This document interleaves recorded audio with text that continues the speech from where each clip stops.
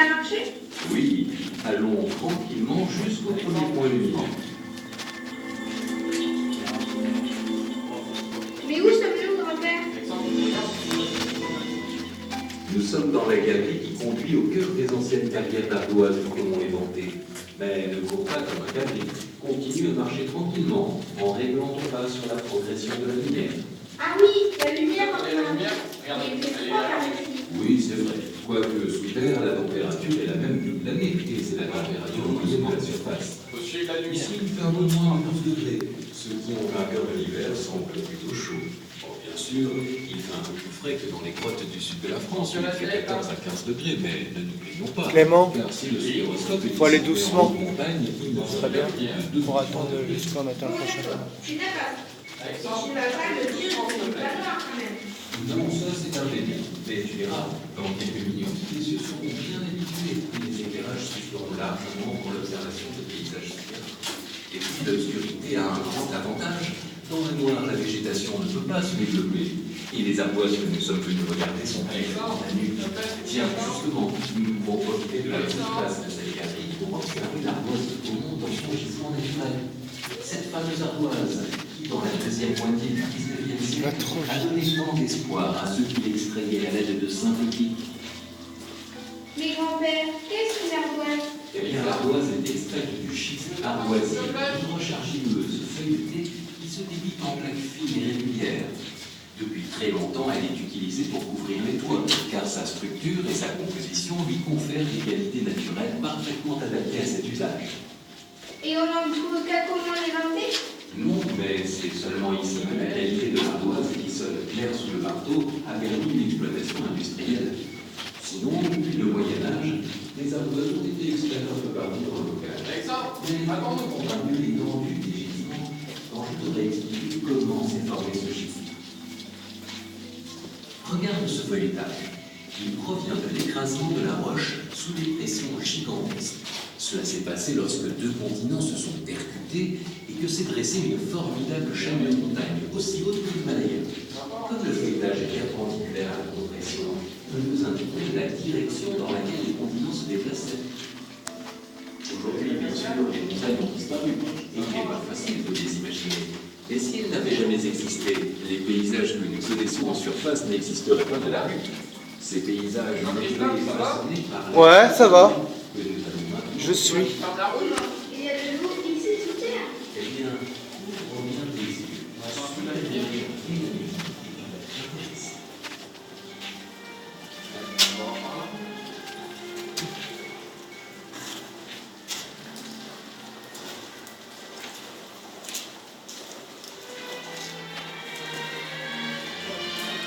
Photo.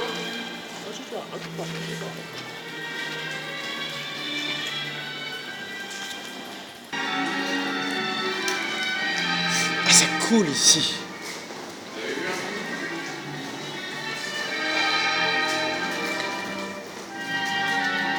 Oh, que c'est beau.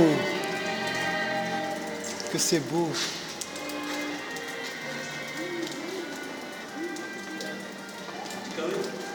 Ah, là, il n'y a pas besoin. Ça va? Ouais, ça va. Allez, on continue.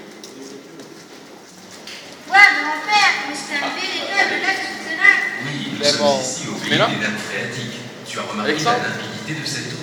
Par endroits, ce lac fait plus de 3 mètres de profondeur. Oui, et on voit parfaitement le fond. C'est que cette eau Alexandre, viens voir. souterraine a été Allez voir la filtrée vidéo. durant son parcours dans les roches et qu'avec l'absence de lumière, on n'y trouve pas d'algues qui la troubleraient. Et il y en a partout sous la terre de l'eau? Oui et non. Un vieux dicton de puisatier, les hommes qui creusent les puits, dit qu'on trouve de l'eau partout pourvu qu'on creuse assez profond. Ici, sous le bocage normand, les roches sont massives, donc elles circulent surtout dans des fissures. Vous avez vu les roches? Oui, on l'entend couler du plafond.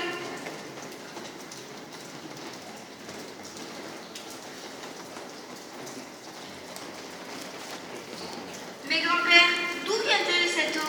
Oh, elle a suivi un long chemin de plusieurs mois depuis qu'elle est tombée en surface sous forme de pluie. Retourne-toi et regarde l'écran. Nous allons y découvrir la grande histoire Regarde du l'écran. parcours de l'eau dans le bocage. Alexandre, regarde là-haut. En Normandie, pays de sources et de rivières, l'eau est une ressource naturelle abondante. C'est pourquoi souvent nous oublions combien elle est mal répartie sur la Terre. Aujourd'hui, alors que la quantité globale d'eau douce est largement suffisante pour tous les habitants du monde, une personne sur 3 subit un manque d'eau. Elle est pourtant sans cesse recyclée, à tel point que chaque goutte que nous buvons a déjà été bue par un autre être vivant.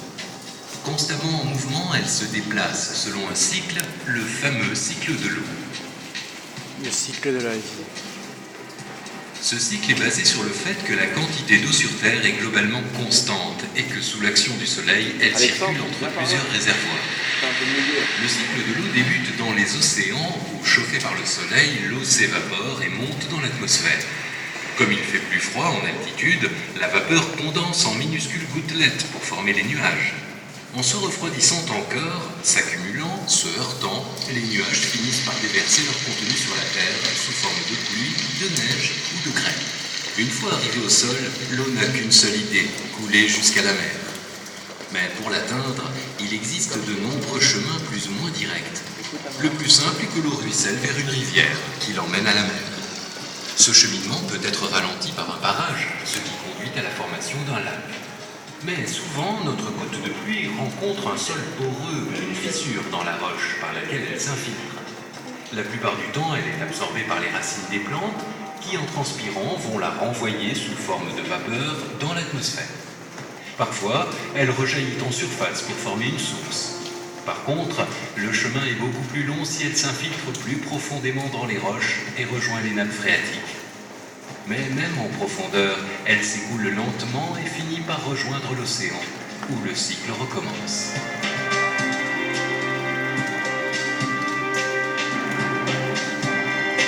Et bien sûr, ce cycle continue dans le bocage normand, où même si la légende exagère un peu l'humidité du climat, la verte campagne et les nombreuses rivières témoignent d'un arrosage naturel régulier et abondant.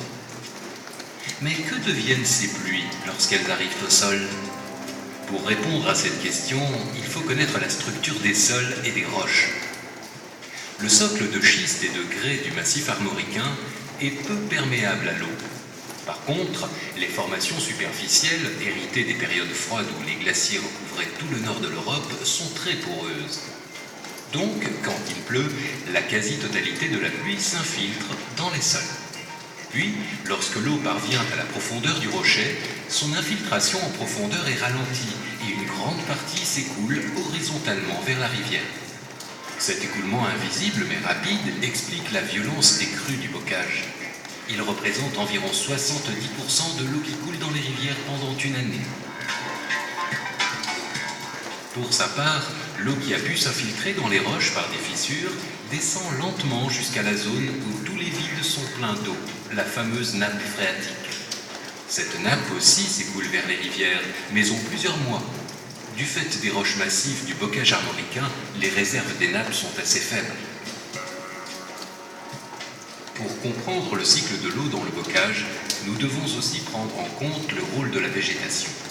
En effet, si en hiver elle est inactive, l'été elle absorbe la quasi-totalité de l'eau des pluies. Ainsi, dès la chute des feuilles, les pluies s'infiltrent bien dans les sols. Elles alimentent alors les rivières et les nappes. C'est durant cette période qu'en cas de pluie abondante, les crues et les inondations les plus importantes peuvent survenir. Puis au printemps, dès la floraison des arbres, la végétation intercepte l'eau et bloque toutes les infiltrations. À partir de là, même s'il pleut abondamment, les nappes qui s'écoulent et qui ne sont plus alimentées baissent progressivement. En été, c'est cet écoulement des nappes qui seul alimente les rivières. C'est pourquoi, pour éviter les sécheresses de fin d'été, il est si important qu'il pleuve suffisamment en hiver. Ainsi, dans le bocage, par les rivières, les sources et les zones humides, la nappe phréatique est en relation directe et constante avec le paysage de surface. Et c'est bien elle, cette nappe phréatique, que nous avons sous les yeux quand nous regardons le lac souterrain du soutéroscope de Caumont-les-Ventés. On la rencontre dès que l'on creuse assez profondément, ce qui a posé énormément de difficultés à tous les carriers et mineurs qui ont extrait les ressources naturelles de Normandie. Mais bien sûr, si cette eau constitue un obstacle pour les mineurs, elle est d'abord une formidable richesse recherchée depuis la surface lorsque l'on creuse un puits. Le principe du puits à eau est d'être suffisamment profond pour arriver sous le niveau de la nappe, dit niveau piézométrique, où tous les vides sont remplis d'eau. Lors des prélèvements d'eau, l'alimentation du puits se fait par l'écoulement de la nappe dans les fissures de la roche. Parfois, en cas de sécheresse et de prélèvement excessif, le niveau de la nappe peut baisser jusqu'à assécher le puits. Pour étudier ces niveaux de nappe, la Direction régionale de l'environnement peut utiliser les puits.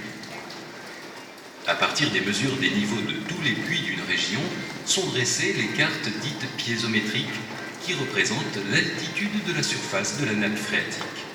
Cette carte de la région de Caumont-les-Ventés montre qu'au niveau du soutéroscope, la nappe est à environ 30 mètres sous la surface.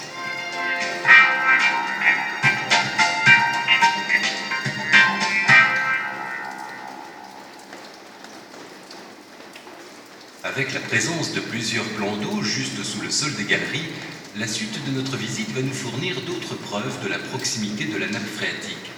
Dans l'une des salles, nous pourrons même effectuer une mesure de ce niveau piézométrique.